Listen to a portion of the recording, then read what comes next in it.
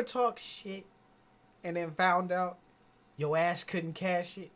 Well, that's what we're getting into today, man. Today we got when Michael Jordan bullied Larry Bird and instantly regretted it, bro, because we know when Larry get upset, everything touching the net. You feel what I'm saying? But, man, I know I've been away. If y'all didn't see the past video, things went on with YouTube, but I'm back now and I'm better. But look, bro, all right, so make sure y'all leave a like, subscribe to this channel, because we're going to go ahead and get into the pocket. You feel what I'm saying? That's how we're rocking. We're coming all summer long and 3 seasons after. You know, we're bringing it. But let's get into this, man. Y'all know me. I miss Larry Bird. I missed all of this stuff. I missed you guys mostly. How you guys doing? Comment down below. Let me know how you guys doing, because I really do care. Y'all my people. Y'all my folks. But let's get into this. Let's see what's going on.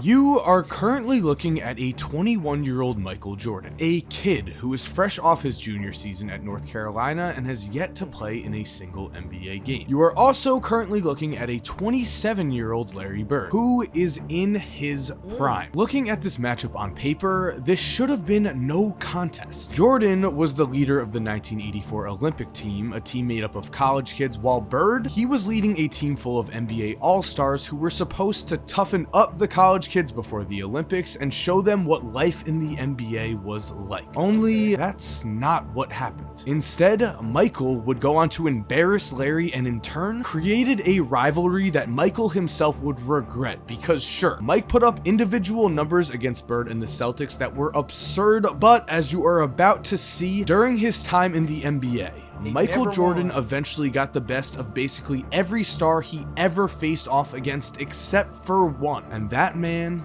is Larry Bird. Now, you guys may remember this sequence from The Last Dance, and I'm going to explain to you why it's so meaningful. Enjoy yourself, dog. Y'all gave us the run for our money. Yeah. Now you can work on that golf game of yours. As you just saw, Michael cursed out a then head coach of the Indiana Pacers version of Larry Bird after the 1998 Eastern Conference Finals, where the Pacers took the Bulls to 7 games. Now, Michael said these curses with a smile, but there was no joking when it came to Michael Jordan and basketball. Mike was this hyped to beat Larry because after taking him down in that Olympic exhibition game, in all reality, Jordan would never really get the best of Larry again, and instead it was Larry Bird who would get his revenge. So what's up, guys? Mike here, and today we are taking a deep dive on the story between Michael Jordan and Larry Bird. And Damn, bro, that was just the opener? You spent a minute on that, bro. I thought you was gonna jump right into it, but all right, we rated rivalry that again could possibly be the only rivalry that Michael Jordan was ever bested in. There are some absolutely crazy stories in this video. I know you're gonna love it. I do want to say though, guys, that episode 7 of my podcast Laced Up is out right now. In that episode, we talked about the NBA MVP and we did a huge NBA playoff preview and the NBA. We don't do that. All-Stars. Because you see, in order to get his team ready for the 1984 Olympics, Bob Knight scheduled 8 exhibitions with current NBA players, including several current All-Stars and future Hall of Famers. Now remember, at this point in time, only college kids could play in the Olympics. However, it was expected that these college kids would lose to the NBA All-Stars, right? Well, we'll get into that, but this also led to the first documented Michael Jordan versus Larry Bird matchup on July 9th, 1984. In this game, the NBA All-Star starting lineup featured future 3-time NBA champion John Paxson, 3-time All-Star Mark Aguirre, and 3 Hall of Famers in Robert Parrish, Isaiah Thomas, and of course, Larry Bird. Meanwhile, the Olympic team had 3 future Hall of Famers in Michael Jordan, Chris Mullin, and Patrick Ewing, but these were just college kids and they had no business really competing with NBA All-Stars. The Olympic team actually went 8-0 against 8 separate teams of NBA stars. As we all know, Michael Jordan was not the #1 or #2 pick in the 1984 draft, but playing for Bob Knight, Jordan established himself as a dominant force, and it was clear this guy was going to make a huge impact in the league right away, and he did, as Mike would average over 28 points per game as a rookie. Now, because of this, Larry Bird saw Jordan as a threat. He saw him as a young kid who was going to try to come in and take over the league that Bird was currently dominating. Remember, Larry was the MVP in 1984, and he would actually win MVP in 1985 and 1986 as well. This meant that Larry Legend was at at his apex, and he wanted Michael Jordan to know this was his league, which meant, according to Sports Illustrated, during the pregame warmups in Indy, Jordan had chased a ball to the NBA end, whereupon Bird controlled it. Did Bird hand it to Jordan? He did not. Without a smile, Bird kicked the ball over Jordan's head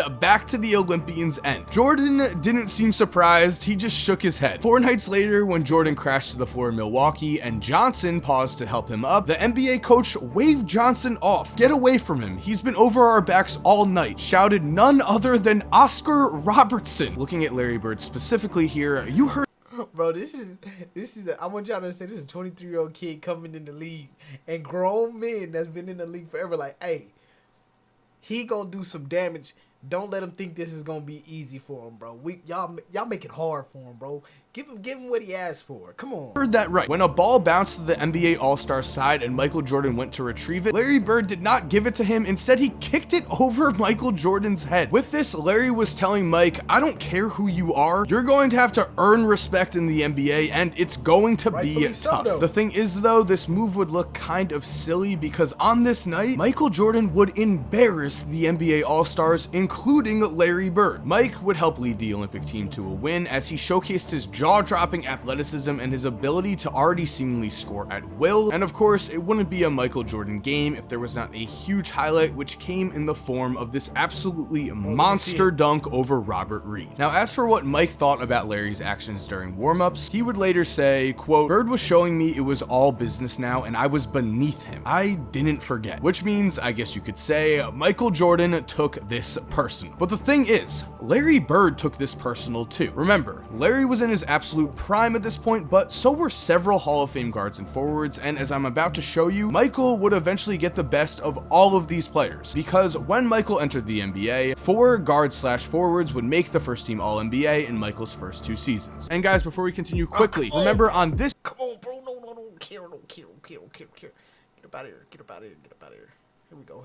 I'm sorry, bro. I don't like that, bro. I hate it.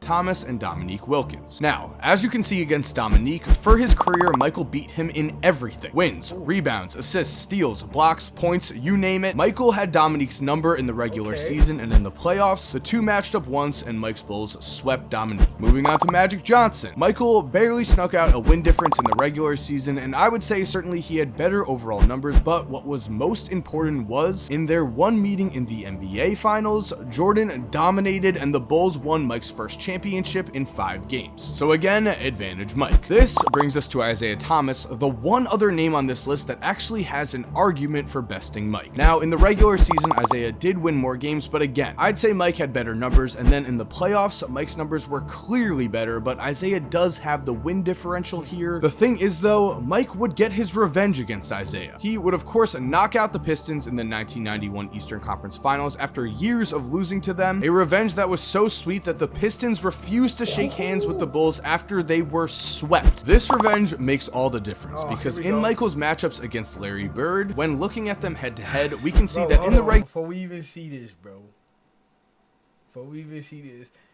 I know Larry Bird got the best of my boy Mike, but it's hard for me to say, I could make the argument Larry Bird is the greatest player of all time, but it's hard for me to stray away from Michael Jordan, and that's just my GOAT.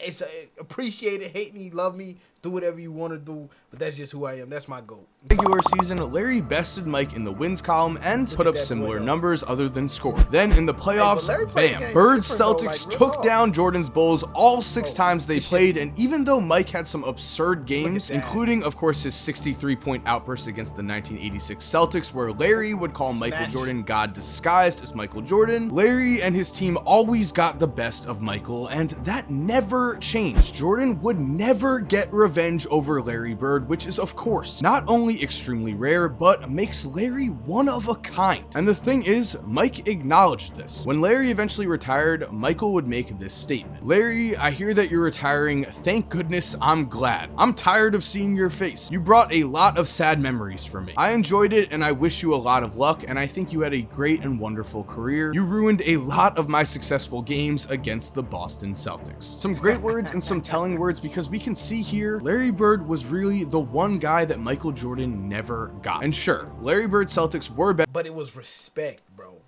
Like, the respect Michael Jordan got for Larry Bird is probably more respect than he has for Scottie, for Dennis Rodman, for Magic Johnson. The respect he has for Larry Bird, he knew with Larry Bird, we gonna lock heads every time we get on this court. We ain't gonna be friends afterwards.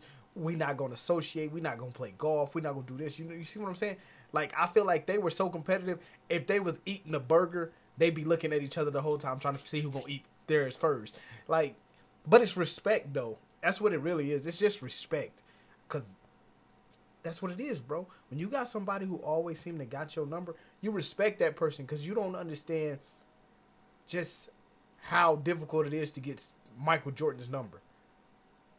And they keep it, bro. Like, Larry Bird got his number and kept it. So you got to give respect. Better than Michael Jordan's Bulls early on, but that was the case of a lot of teams when Michael Jordan entered the NBA. The thing is, Mike got revenge on every single one of those teams except for the Celtics and Bird. This already is huge, and I think because of this, Mike not only had the ultimate respect for Larry, but he also openly admitted that he learned a lot from him, especially in the matter of getting into his opponent's heads. Mike has stated, Larry Bird is the greatest trash talker and mind game player of all time. He taught me everything I know about getting in folks' heads. This was certainly true. During his time in the NBA, Mike watched as Larry did the following things, and this is just naming a few Larry Bird trash talking stories as there are a ton, but number one, in Mike's rookie year, Larry was playing the Atlanta Hawks and dropped 60 points, an amazing feat that was even more incredible because according to Doc Rivers, quote, the last shot he said in the trainer's lap coming down the court, which meant it was going to be a three and it was going to be from deep. And then he said, who wants it? Then I think Reggie Brown, I'm not sure who it was, ran out after him. He shot this high rainbow. It goes in. Reggie bumps into him and accidentally knocks him on our trainer's lap. Yes, Larry Bird actually landed in the trainer's lap, scored 60. Bro, I love these stories, bro. They make me smile because Larry Bird is just,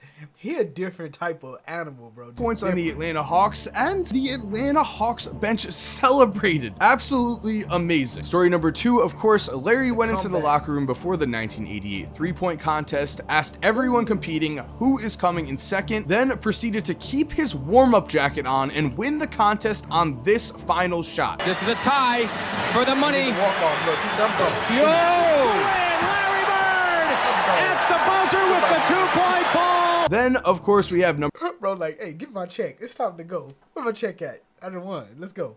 Number three, an absolute classic, as on Christmas Day in 1990, Larry went up to Indiana Pacer Chuck Person before the game and said, hey Chuck, I have a Christmas present for you. Then during that game, he pulled a three in Chuck's face and said, Merry Christmas, as he drained it. These are just three of the legendary trash talking stories that Larry Bird racked up during his NBA career, and I wanted to highlight them because Michael saw what Larry was doing. Michael saw how effective this trash talking was and began to do the same. He saw that Larry played mind games with his opponents and that this paid off big time, and so Michael developed his own style of getting into his opponents' heads and even went as far as befriending Charles Barkley during the 1993 NBA Finals, taking him golfing before. What did he give him? Oh, yeah, there it is. Was it earrings that he gave him? Or was it a watch?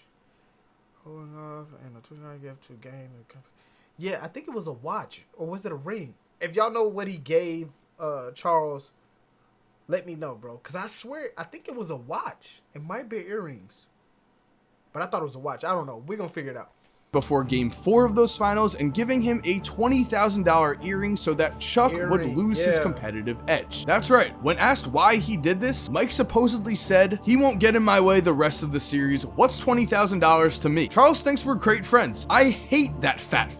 An absolutely incredible story, and again, Michael himself said that he learned from Larry. He learned how to get into his opponent's heads, and this paid off big time as his career progressed. Which brings us to my final thoughts. What should we take away from this video? Well, to me, I think it's remarkable that the one guy that Michael Jordan could never best was Larry Bird, and maybe, of course, if Larry Bird's back did not give out, Michael would have gotten his chance to take down Bird because his career would have been longer. But it can also be said that if Larry's back held up, he would have been better better, he would have stayed in his MVP form, and it could have been the Celtics who were beating the Bulls in the playoffs in the late 1980s, so Larry could have even gained a larger advantage on Jordan. We'll never know for sure there. What we do know is that in an extremely rare occurrence, it was an opponent who took things personal against Michael Jordan and actually got the better of him. Yes, Larry Bird took the loss in that 1984 exhibition game, but then after that, he did not do a whole lot more losing, especially in the playoffs. 6-0 for Larry Bird and the Celtics. That is something that Larry Bird will take to his grave and is the reason why Michael was so hyped to beat Larry Bird when Larry was a coach. Finishing up here though, I do also think it's awesome that Mike really held no hard feelings against Larry. Sure, he is a competitive psychopath and always wanted to beat Larry, but he has openly praised Larry Bird. He has openly said that he has learned from Larry Bird, and he has said that he used this knowledge to help himself become the greatest basketball player of all time. With that said, guys, I hope you enjoyed today's video. Thank you for watching. If you did enjoy the video, remember to leave a like. Alright, man, so that's the end of the video, and I just got some quick things to say, bro. That's just great, just recognizing greatness, bro. Like, real talk.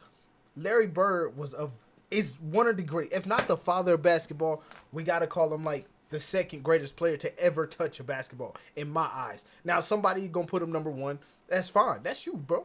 Do what you gotta do. But in my eyes, he's the second greatest player to ever do it. And for the Michael Jordan to sit there and say, look, man, I hate the man, but it's not like I hate him. It's like I hate that I love his game so much. I hate the way that he teaches me how to trash talk. I hate the way he was there, you know, teaching me how to be competitive on different types of level. It's beautiful when you know exactly what your opponent is doing, bro. And Larry Bird and Michael Jordan are two of the only people I can honestly say brought the game to a higher level of basketball, and I appreciate it. But man, if you guys do not mind hitting that like button, subscribing to this channel, turn your notifications on, and leaving me some comments, and let me know some more videos y'all guys want me to check out, because I'm always interested in what you guys are interested in. But I'm out of here. Peace.